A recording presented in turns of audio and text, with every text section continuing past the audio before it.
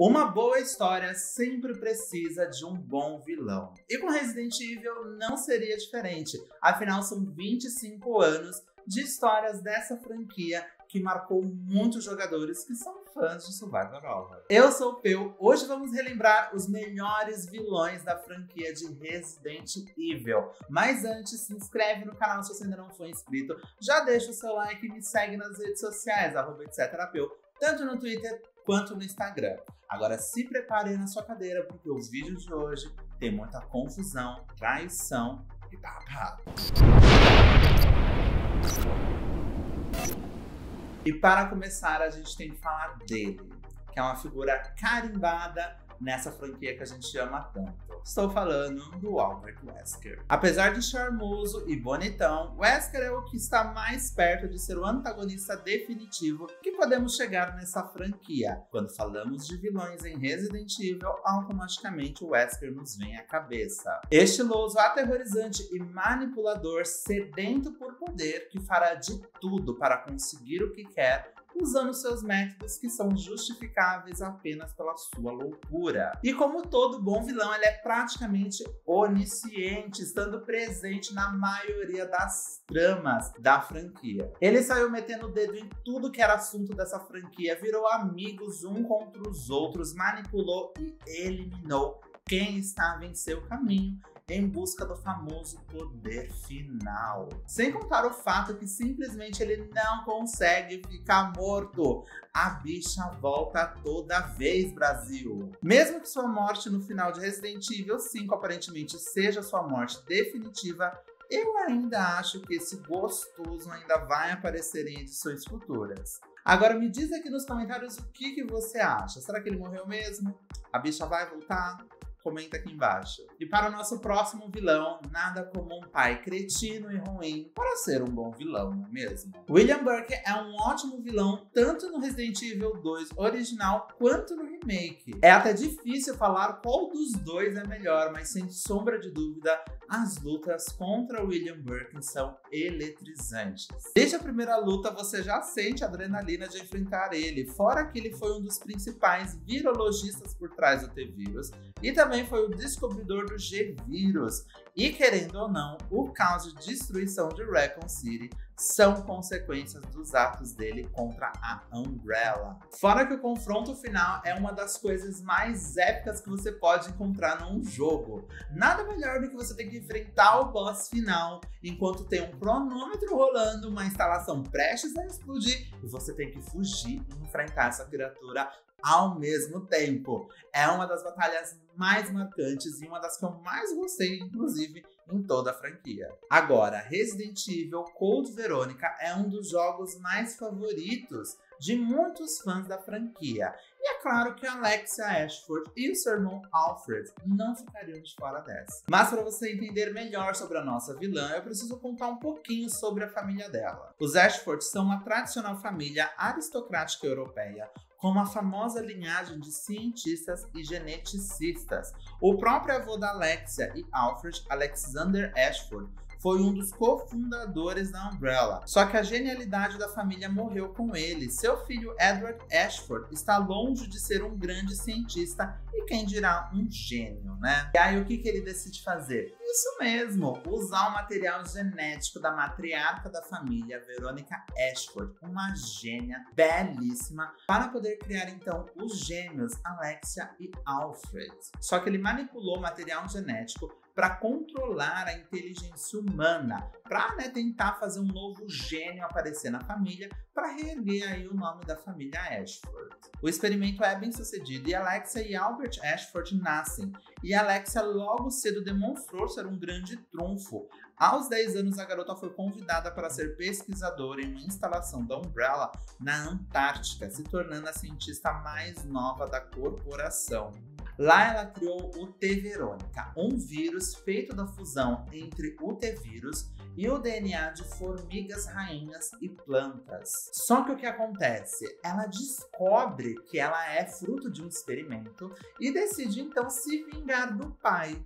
e é onde o babado começa. Ela infecta o próprio pai com o T. Verônica, que faz com que ele vire um monstro horrendo que fica aprisionado nas instalações do Antártico. Ela acaba usando esse acontecimento como experimento para aprender mais sobre o vírus, para poder aí aplicar em si mesma. Só que para esse vírus surtir efeito nela, ela precisa entrar em um sono criogênico de aproximadamente 15 anos, o que de fato ela faz, e o seu irmão, Albert Ashford, fica responsável ali pela instalação para cuidar e vigiar o corpo dela. Só que quando ela acorda, tá acontecendo o maior babado, a Claire tá lá, maior confusão, e se eu não me engano, o irmão dela acordou ela porque ele estava ferido, o que acaba causando ali um sentimento de vingança nela novamente. Ela é babada, ela possui 3 estágios de transformações, um mais bonito que o outro. Se você quiser saber mais sobre a história de Code Verônica, o que rolou, do que se trata, por que as pessoas tanto falam desse jogo e por que a maioria dos fãs gosta desse jogo da franquia,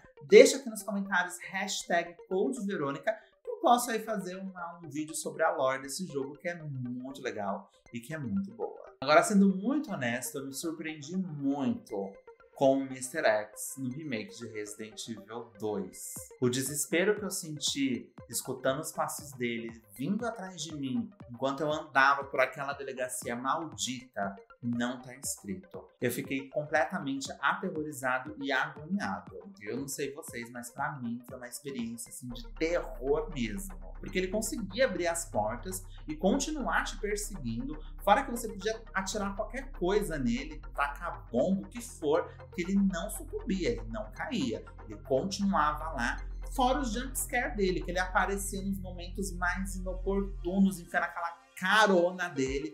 Que, olha, me rendeu muitos sustos quando eu tava jogando. E tudo isso, sem dúvida, adicionou uma tensão a mais naquela situação assustadora que a gente se encontrava, deixando tudo muito mais divertido e assustador. E por isso que ele não poderia ficar de fora dessa lista. E falando em divertido, por mais que o Lord Saddler fosse o gênio do mal por trás do sequestro da filha do presidente dos Estados Unidos em Resident Evil 4, é inegável que o seu pequeno comparsa Ramon Salazar era muito mais divertido e interessante. Tirando a aparência de doente assustador, as farpas que ele trocava com o Leon durante o jogo era um prato cheio de divertimento. Ele é um daqueles vilões que você adoraria ver no final com uma luta épica, mas infelizmente a sua forma final, mesmo sendo exageradamente grande, acaba sendo algo não tão grande assim. Mas toda a sua trajetória no jogo, até a sua última cena, é um prato delicioso de entretenimento. E o nosso pequeno Salazar não podia ficar de fora dessa. Uma única palavra define o nosso próximo vilão: Stars. Mesmo que o remake de Resident Evil 3 não tenha sido tão bom e que o Nemesis do remake não seja tão impressionante quanto o Nemesis do original, uma vez que no original ele era muito mais agressivo em sua perseguição para pegar a Jill, e inclusive aparecendo muitas vezes, assustando muito a gente, inclusive, e causando muito pânico, porque em qualquer esquina do jogo ele poderia aparecer. E a gente até pode dizer que a abordagem do remake foi uma coisa que menos é mais, mas ficar comparando os dois é uma chatice e também perda de tempo. O importante é que o Nemesis, sim, tanto no original, quanto no remake, quanto no filme, marcou muitos fãs dessa franquia. Quem não escuta a palavra Stars e já lembra desse bicho? O fato é que o icônico Stars do Nemesis, com sua pura determinação ou obsessão e a sua presença imponente, isso sem mencionar sua aparência grotesca, fazem dele sim um personagem temido que você não gostaria de enfrentar mesmo com lança-foguetes na mão. E por ser tão icônico, ele é sim um dos melhores vilões de Resident Evil.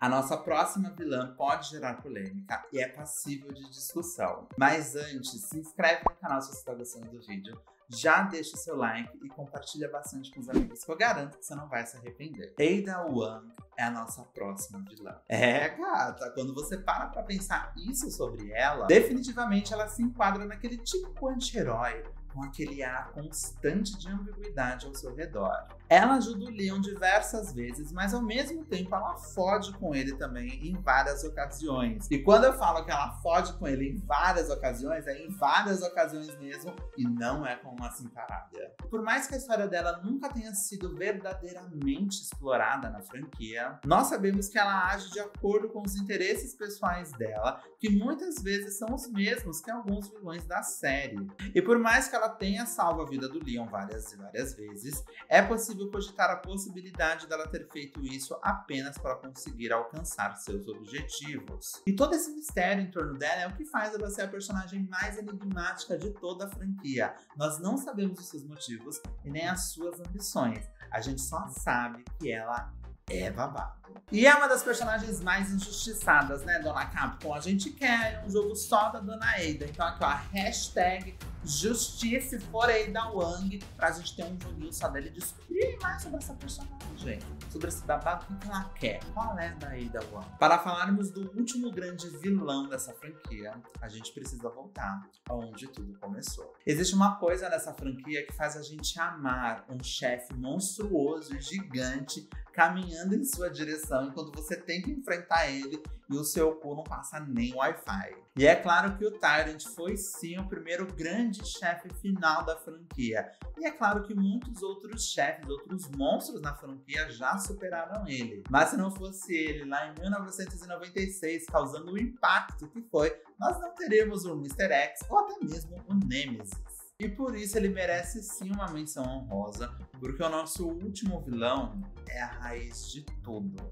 É a razão de todo o caos e dos problemas em Resident Evil. O nome do nosso último vilão adornava a mansão onde tudo começou. Oswald Spencer é um dos grandes cofundadores da Umbrella Pharmaceuticals, que veio depois a se tornar Umbrella Corporation, em que ele foi o presidente durante boa parte de sua existência. Sua crueldade em eliminar aqueles que estavam em seu caminho para controlar a Umbrella complementavam seu complexo de Deus em querer refazer o mundo à sua imagem. O que ele quase conseguiu se ele não tivesse encontrado seu destino final nas mãos daquele que é o maior antagonista dessa série de Resident Evil, Albert Wesker, que foi uma das primeiras pessoas que o Spencer procurou para poder criar sua grande utopia. Eu não sou um fanboy do Wesker, mas fazendo a pauta do vídeo, eu vi que ele estava envolvido em tudo quanto é coisa. Então não tem como falar que ele não é um dos maiores antagonistas, um dos maiores vilões desses 25 anos de história de Resident Evil. Mas eu quero saber aqui de você. O que você acha de tudo isso? Qual que é o seu vilão favorito? E calma, eu não falei de Resident Evil 7 e nem Resident Evil 8. Eu ainda estou jogando Resident Evil 7 nas lives que ocorrem toda quarta e sábado às 6 horas da tarde. Então ainda vou ter meu veredito sobre esses vilões e também sobre os vilões de Resident Evil 8 que a gente vai jogar depois que a gente terminar Resident Evil 7. Então conta aqui pra mim nos comentários qual que é o seu vilão favorito, eu quero muito saber. Eu vou ficando por aqui. Um beijo gostoso na sua bunda. Tchau!